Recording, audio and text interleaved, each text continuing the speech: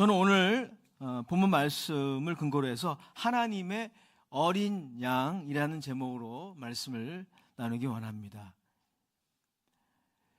요한복음과 공관복음의 차이 중에 하나는 이 침례 요한의 행적에 대한 묘사에 있습니다. 요한복음은 이 침례 요한이 예수님을 만나 그에게 침례를 받는 장면을 생략하고 있습니다. 오늘 본문의 이 침례 요한의 증언, 이 29절은 그러니까 그 사건이 있고 난 뒤에 있었던 침례 요한의 증언이라고 할 수가 있습니다. 침례 요한은 예수님이 침례를 받을 때 하늘에서 들리는 소리를 들었습니다. 이는 내 사랑하는 아들이요 내 기뻐하는 자라. 그리고 침례 받으시는 예수님 머리에 비둘기의 형상으로 성령님이 임하시는 것을 그는 경험했습니다. 마태복음 3장 16절에 보면 그 내용이 잘 나오죠. 사실 침례 요한이 이 증언, 29절의 증언 이전에 메시아에 대하여 소개하는 내용을 주목할 필요가 있습니다. 마태복음 3장 11절 12절에 보면 침례 요한의 예수님의 증언이 기록이 되어 있는데요. 이렇게 기록하고 있어요. 나는 너희로 회개하게 하기 위하여 물로 침례를 베풀거니와 내 뒤에 오시는 이는 나보다 능력이 많으시니 나는 그의 신을 들기도 감당하지 못하겠노라. 그는 성령과 불로 너희에게 침례를 베푸실 것이요 손에 키를 들고 자기의 타작마당을 정하게 하사 알곡은 모아 곡간에 들이고 쭉정이는 꺼지지 않는 불에 태우시리라. 침례 요한이 소개하는 또 증언하는 메시아는 유대인들의 이 묵시사상을 잘 반영하고 있습니다. 이 묵시사상이라고 하는 것은 뭐냐면은 이 종말에 하나님이 악인들을 영원히 벌하시고 선인의 영원한 승리를 가져오신다는 그런 사상이에요. 이 묵시사상은 신구약 중간기에 형성되었다고 그렇게 생각할 수가 있습니다. 구약의 시대 또 신약의 시대 중간기에 한 400년의 공백기간이 있었는데 그때 형성된 사상이 바로 이 묵시사상입니다. 요한복음의 학자들은 이 신구약 중간기에 형성된 이러한 묵시사상을 요한이 잘 알고 있었을 것이다 이렇게 생각을 합니다. 일리가 있는, 근거가 있는 그런 추론이라고 볼 수가 있어요. 그 시대에 살았기 때문에 그렇게 생각할 수가 있습니다. 침례 요한이 예수님을 만나기 전에, 예수님께 침례를 주기 전에 소개했던 메시아는 어떤 분입니까? 심판주이십니다. 12절의 말씀, 마태복음 3장 12절의 말씀 제가 다시 읽어드릴게요. 손에 키를 들고 자기의 타작마당을 정하게 하사 알곡은 모아 곡간에 들이고 쭉정이는 꺼지지 않는 불에 태우시리라. 그래서 다수의 요한복음의 학자들은 오늘 우리가 읽은 요한복음 1장 29절의 본문에서 소개하고 있는 세상 죄를 지고 가는 하나님의 어린 양을 이 마태복음 3장 12절과 연관시켜서 해석하기를 원합니다. 즉 예수님은, 하나님의 어린 양이신 예수님은 악에 대한 정의로운 심판을 남김없이 수행하는 전사로서의 양, 종말론적인 어린 양이라고 그렇게 해석할 수가 있는 것이죠. 자, 이것은 신구약 중간기에 묵시사상을 잘 반영하고 있는 에녹서에 나타나는 그런 표현들이에요. 자, 우리 성경에는 에녹서가 없죠. 하지만 신구약 성경, 구약, 신약 총 66권의 성경 말고 외경이라는 성경이 있어요.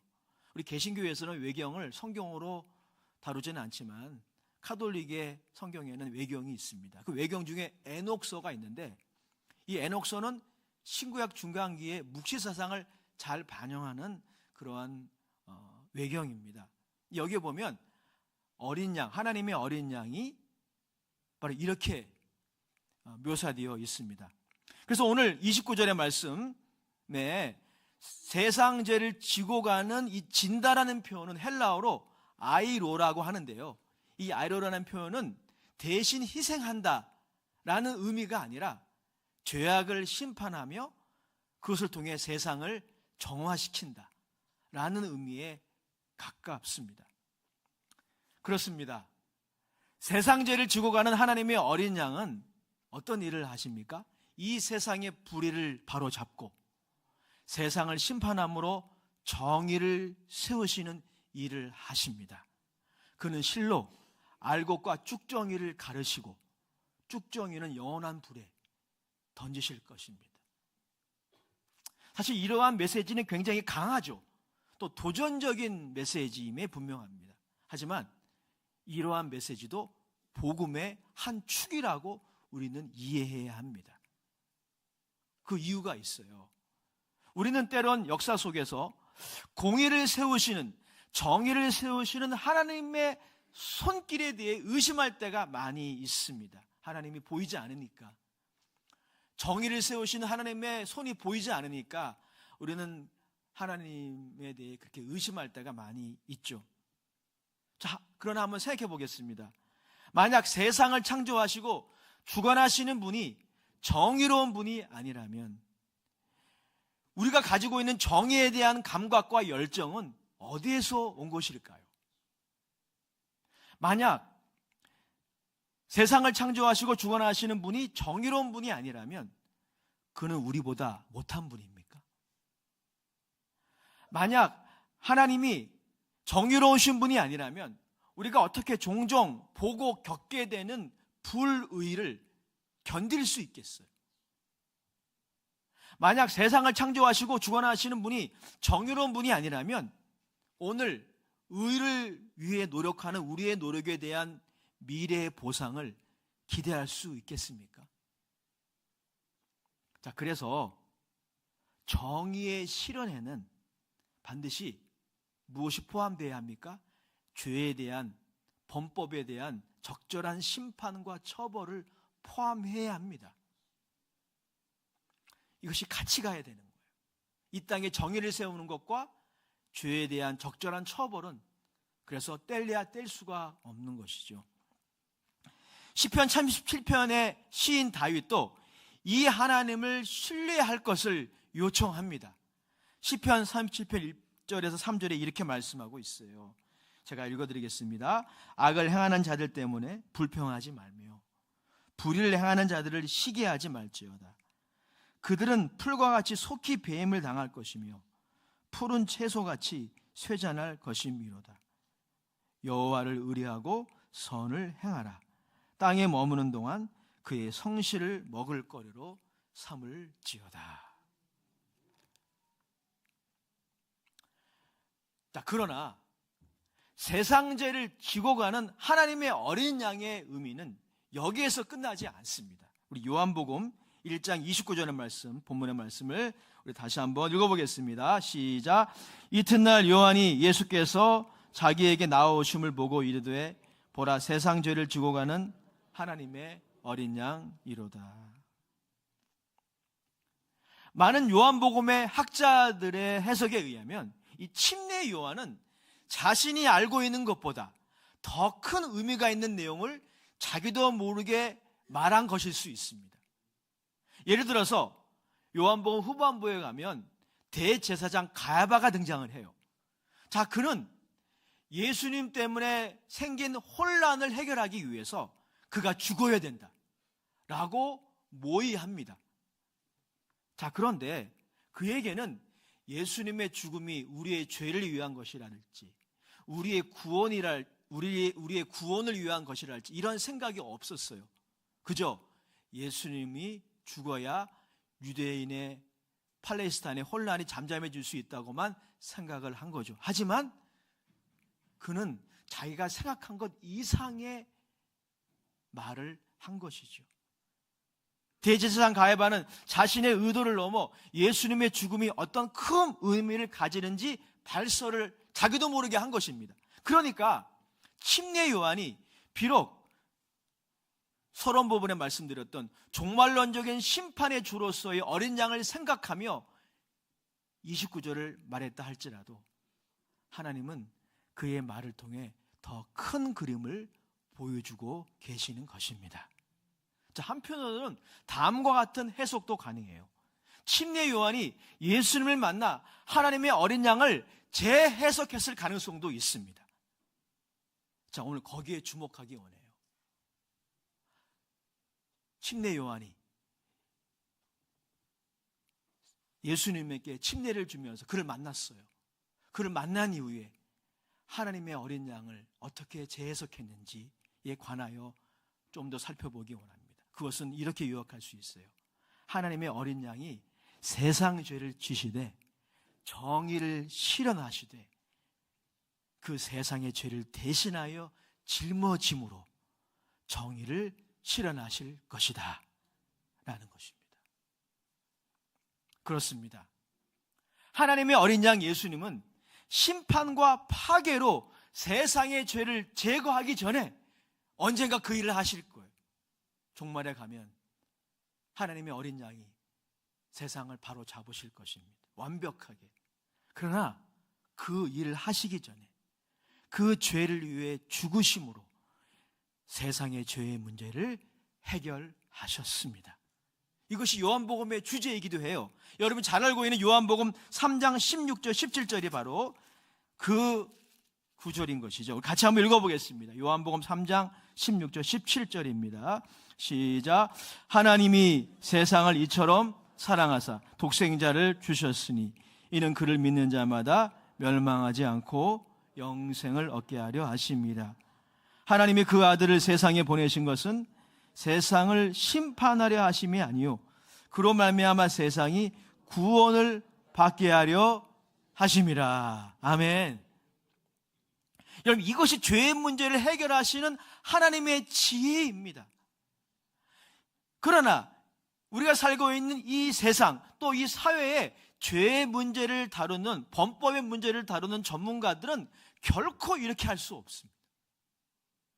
자, 그들은 수사, 구형 혹은 변호, 판결을 내리는 정도만 할 수 있어요.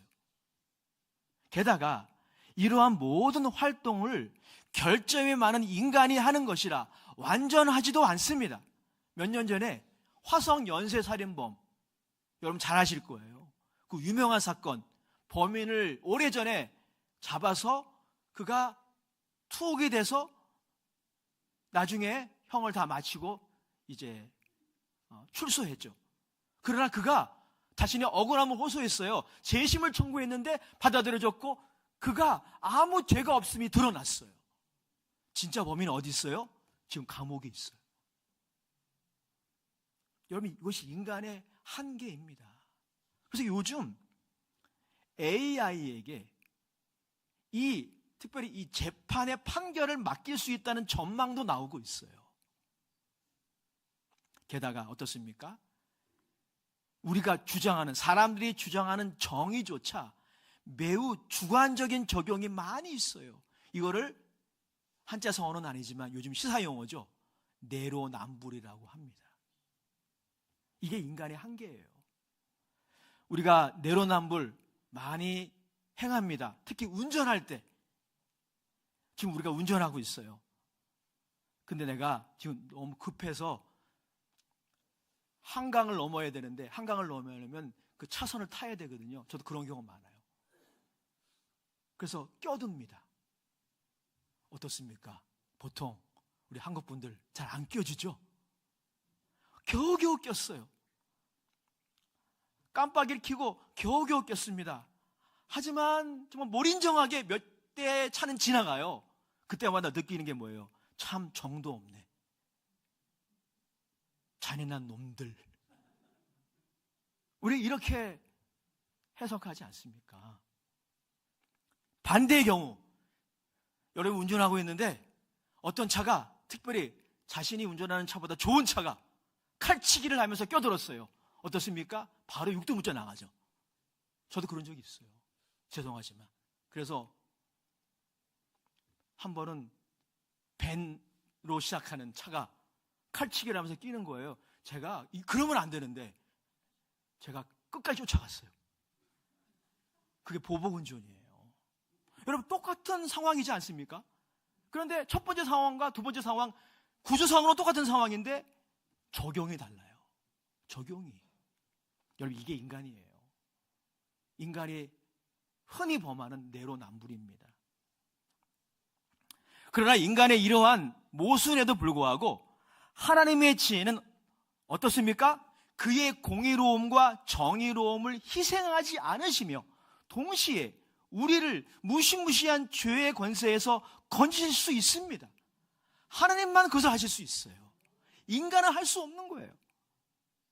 하나님이 이 일을 위하여 친히 어린 양을 예비하셔서 그의 희생의 피를 통해 이 일을 능히 하셨습니다.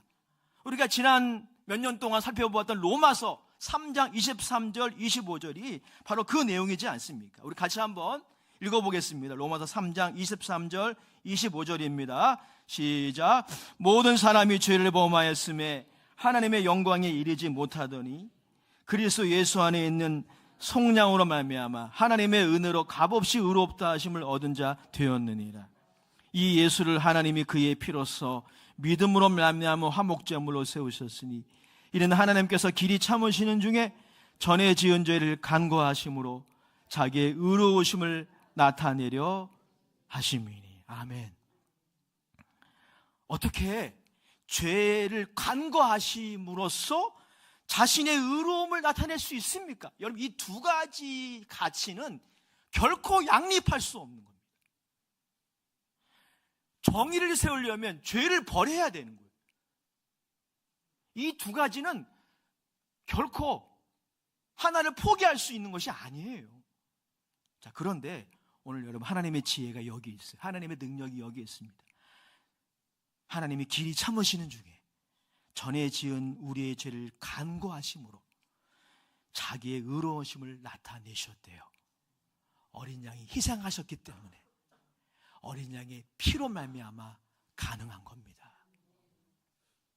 그래서 제가 어린 양이 하시는 중요한 사역을 짤막짤막하게 5가지로 요약해 보았어요. 첫 번째, 하나님의 어린 양은 구약의 대속죄일에 이스라엘의 죄로 인한 모든 죄책을 지고 광야에 보내졌던 염소와 같이 하나님의 정의로운 심판을 대신 담당하고자 준비된 희생 제물이십니다. 두 번째, 하나님의 어린 양은 이스라엘 백성들을 죽음으로부터 구원하시기 위한 유월절 어린 양처럼 우리들을 죄와 세상 사단의 권세에서 해방시키시는 유월절의 어린 양이십니다. 죄와 반역의 지겹고도 끈질긴 노예 생활에서 해방시키시는 제2의 출애굽. 제2의 출애굽은 이집트에서의 탈출이 아니라 여기서의 탈출이에요. 죄와 사단의 권세, 죄의 권세에서 해방되는 제2의 출애굽을 주시는 분이 하나님의 어린 양이십니다. 세 번째, 하나님의 어린 양은 이사야 53장에 나온 것처럼 우리의 죄책만이 아니라 또 죄과가 있어요. 죄가 가져오는 어둠의 영향력들, 그것을 짊어지셨어요. 이것을 짊어지시고 고난받는 주의 종이십니다.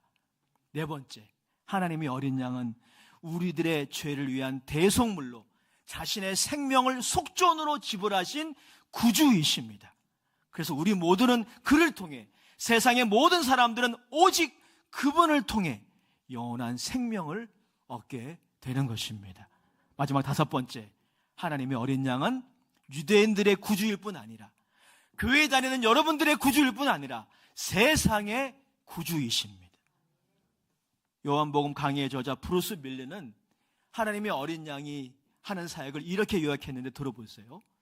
하나님의 거룩하신 어린 양이 지고 가지 못하실 만큼의 극악한 죄나 지독한 사악함이나 너무 자주 되풀이되는 습관적 실패란 없다. 아멘.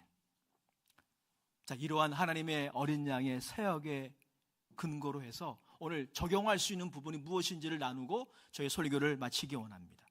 적용점이에요. 자, 우리는 인생을 살아가면서 종종 잘못된 세상, 부조리한 사회, 정의가 무너진 나라 혹은 공동체라는 생각이 우리를 압도할 때가 있습니다. 우리 인생을 생각해 볼 때 나는 너무 부당한 대우를 받았다 라는 생각을 지울 수 없을 때가 있다는 거예요. 자, 그때 우리가 무엇을 해야 될 것인가? 본문은 가르치고 있어요. 그때 우리가 우선적으로 해야 할 일이 있습니다. 이게 다는 아니지만 이게 있어야 돼요. 그것은 하나님의 어린 양을 보는 것입니다. 그분께 우리의 시선을 고정하는 것입니다. 그분을 다시 만나야 합니다. 그게 침례 요한이 우리에게 요청하는 거예요. 29절의 말씀 다시 한번 읽어보겠습니다. 시작. 이튿날 요한이 예수께서 자기에게 나오심을 보고 이르되 보라, 세상 죄를 지고 가는 하나님의 어린 양이로다. 침례 요한이 우리에게 요청하는 것이 무엇입니까? 보라라는 거예요. 여러분이 만약에 잘못된 세상, 부조리한 사회, 정의가 무너진 나라에 대한 마음으로 격동하신다면 여러분 우선적으로 해야 될 것이 있어요. 예수님을 다시 인격적으로 만나야 합니다. 여러분의 인생이 부당한 대우만 받았다라고 생각하는 그 느낌을 지울 수 없을 때 여러분들이 우선적으로 해야 될 것이 있어요. 어린 양 예수님을 다시 만나야 합니다. 그분을 바라봐야 돼요. 이런 유명한 복음성가 가사가 있습니다. 괴로울 때 주님의 얼굴 보라, 평화의 주님 바라보아라. 후렴 부분이죠. 눈을 들어 주를 보라, 내 모든 염려 주께 맡겨라. 슬플 때 주님의 얼굴 보라, 평화의 주님 안식 주시리라. 우리 두 분 이상에게 인사합시다. 다시 예수님 만나야 합니다. 서로 인사해요. 특별히 청년들이여, 이번 수련회에 예수님을 다시 만나시기를 축원합니다. 이게 우선적으로 있어야 돼요. 당시 침례 요한을 포함하여 유대인들은 앞에서 언급했던 묵시 사상을 가지고 있었어요. 그리고 로마의 압제라고 하는 부조리한 세상을 바로잡을 메시아를 고대했습니다. 그들은 로마의 부당한 압력에 굴복하며 살았어요. 의로운 분이 그 안에 가득했을 거예요. 우리도 일제 36년 동안 저항할 수 없는 능력이지만 마음속에 의로운 분노를 가지고 살았죠. 유대인들도 그랬어요.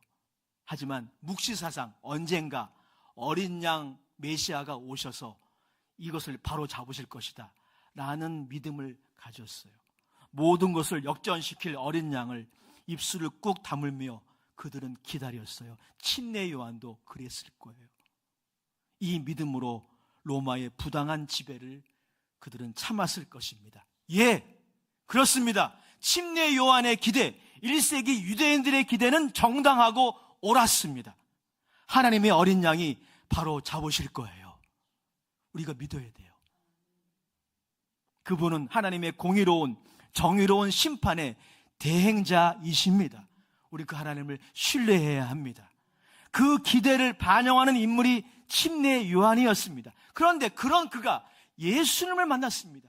어느 날 예수님이 자기에게 침례를 받으러 왔어요. 그에게 침례를 주는 순간 하늘의 음성이 들렸고 그 머리 위에 성령이 임하셨습니다.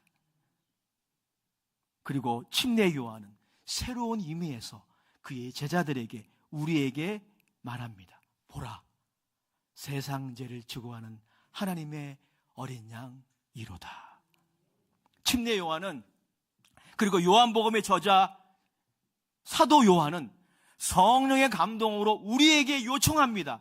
세상의 부조리를 바로잡을 어린 양만이 아니라 그 이전에, 그 일을 하시기 이전에 세상을 이처럼 사랑하사 우리가 한 사람 한 사람에게 기회를 주시는 하나님을 바라보라 라고 요청합니다.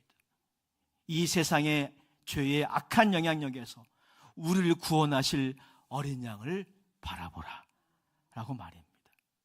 그 어린 양은 로마 정부의 불의한 지배에서만이 아니라 우리가 범하는 죄의 문제, 죄책과 죄과 그리고 죄의 권세에서 우리를 건지시는 분이심을 믿으라는 것입니다. 그래서 여러분, 하나님의 메인 비즈니스가 있어요. 여러분도 매일 하는 일이 있잖아요. 하나님이 매일 하시는 일이 있어요. 그게 뭘까요? 하나님이 이 일을 매일 하셔요. 용서입니다. 하나님 매일 이 일을 하셔요. 쉬지 않고. 죄를 사하는 권세가 바로 하나님의 어린 양의 권세이십니다. 사랑하는 여러분, 인간에게는 실로 이것이 필요합니다. 로마의 부당한 지배에서 해방되는 것도 필요합니다. 지금 내가 누군가로부터 고통을 당하는 그 일에서 해방되는 것도 필요합니다. 그런데 인간에게 실로 필요한 것이 있어요. 그게 뭐냐면 용서입니다. 소자야, 쉽게 표현하면 내 아들아, 내 딸아, 내 죄사함을 받았느니라. 이 말이 소자야, 내 질병이 치료되었다, 소자야, 내 재정 문제가 해결되었다 라는 말보다, 이 말도 중요하죠. 그런데 이런 말보다 인간에게는 더 필요합니다. 소자야, 내 죄사함 받았느니라. 그래서 이 세상이 꼭 필요로 하는 것이 바로 복음이에요. 교회가 여러 가지 사회운동, 정치운동에 참여할 수 있겠지만 교회가 우선적으로 해야 할 일이 복음 전해야 하는 일이라는 것이 바로 이것 때문인 거예요. 세상은 이걸 필요로 하고 있어요. 세상에는 복음이 필요합니다. 자, 그러나 안타까운 것은 미국의 설교자 존 파이퍼가 말하고 있는 것처럼 우리는 지구온난화의 문제, 부의 양극화의 문제, 공동체 안의 비민주적인 문제의 심각성은 중요하게 생각하면서도 우리 한 사람 한 사람의 사적인 일탈, 교만한 언행, 말씀의 어긋남에 대해서는 관대합니다. 그래서 존 파이퍼가 말한 것처럼 심각한 문제의식을 가지고 지구온난화를 위한 국제회의에 가는 비행기에서 성인 영화에 탐닉하는 것은 대수롭지 않게 여깁니다. 이게 인간인 거죠. 예수님은 인간에게, 우리에게 진정한 필요한 것이 무엇인지 말씀하셨어요. 요한복음 8장 34절 36절입니다. 제가 읽어드리겠습니다. 예수께서 대답하시되 진실로 진실로 너희에게 이르노니 죄를 범하는 자마다 죄의 종이라. 종은 영원히 집에 거하지 못하되 아들은 영원히 거하나니 그러므로 아들이 너희를 자유롭게 하면 너희가 참으로 자유로우리라. 36절 다 같이 읽어볼까요? 시작. 그러므로 아들이 너희를 자유롭게 하면 너희가 참으로 자유하리라. 하나님의 어린 양은 이 일을 하실 수 있습니다. 그리고 하셨어요. 우리에게 진정한 자유를 주십니다. 세상의 부조리와 불의한 사회 공동체로 인해 우리가 요동할 때가 있어요. 누군가로 인해 고통받을 때가 있습니다. 그때 우리는 다시 하나님의 어린 양을 바라보아야 합니다. 그분을 다시 만나야 합니다. 말씀과 기도로 성령의 도우심으로 그분을 다시 만나야 합니다. 그분을 바라봐야 합니다. 이것이 없다면 우리의 영성의 시계는 1세기 유대인의 수준에 머물러 있을 수도 있어요. 우리가 다시 예수님을 바라볼 때, 그때 우리는 하박국 선지자의 비전을 가질 것입니다. 하박국이라는 발음을 잘해야 돼요. 잘못하면 이상한 이름이 돼요. 하박국이라는 선지자가 있었어요. 그 선지자의 이야기 이 시간 다 할 수 없어요. 중요한 건 하박국서를 보면은요, 불평으로 시작해요. 그가 하나님 앞에 불평합니다. 불평의 내용은 이거예요. 하나님이 정의로우신 분이라면 왜 이 세상에 불의가 판치고 있고 나는 그 불의한 것 때문에 고통받고 있는지요? 하나님 정의로우신 분 맞습니까? 이게 첫 번째 불평이고요. 두 번째 불평은 하나님이 정의로우신 분이라면 왜 이스라엘보다 더 악한 바벨론을 사용하셔서 이스라엘을 저렇게 연단하십니까? 하나님 정의로우신 분 맞아요? 이게 하박국의 불평이에요. 하박국서의 기도예요. 그런데 그가 기도하다가 하나님을 만났어요. 하나님의 음성을 들었습니다. 하나님의 말씀을 응답으로 받았어요. 그러고 나서 그가 본 비전이 하박국서 2장 14절의 말씀이에요. 같이 한번 읽어보겠습니다. 하박국서 2장 14절의 말씀, 다 같이 우리 큰 소리로 읽겠습니다. 시작. 이는 물이 바다를 덮음같이 여호와의 영광을 인정하는 것이 세상에 가득함이다. 다시 한번 읽겠습니다. 시작. 이는 물이 바다를 덮음같이 여호와의 영광을 인정하는 것이 세상에 가득함이니라. 하박국 선지자는 여전히 불의가 판을 치고 마귀의 역사와 악한 자의 흥함이 득세하지만 물이 바다 덮음같이 여호와의 영광이 이 세상에 가득할 것을 바라보았어요. 우리에게 이 비전이 필요합니다. 우리가 하나님을 바라볼 때, 하나님의 어린 양을 바라볼 때 하나님이 우리에게 이 비전을 주셔요. 여전히 무화과 나무에는 열매가 없고 포도나무에는 소출이 없고 우리의 사업장에는 어려운 문제가 있고 우리의 직장도 쉽지 않고, 하지만 하박국이 본 비전이 여전히 살아있어요. 물이 바다 덮음같이 여호와의 영광을 인정하는 것이 대한민국에 가득할 것입니다. 포천시에 가득할 것입니다. 우리 교회에 가득할 것입니다. 우리 가정에 가득할 것입니다. 이게 바라봐야 돼요. 이 비전에서 하박국의 찬양이 나온 거예요. 무화과 나무에 열매가 없고 포도나무에 소출이 없고 외양간에 소가 없을지라도 나는 여호와로 인하여 즐거워하며 구원의 하나님을 찬송하리로다. 그러므로 사랑하는 여러분, 우리 주일마다 만날 때 우리가 실천 사항이 있어요. 인상을 좀 피시고 웃으시기 바랍니다. 기뻐합시다. 어깨와 눈에 힘을 빼야 돼요. 주일에 서로 눈을 마주보며 미소 지으며 인사합시다. 돈 드는 일이 아닙니다. 돈 안 드는 일이에요. 왜 이렇게 해야 합니까? 하나님의 어린 양이 세상 죄를 지셨기 때문입니다.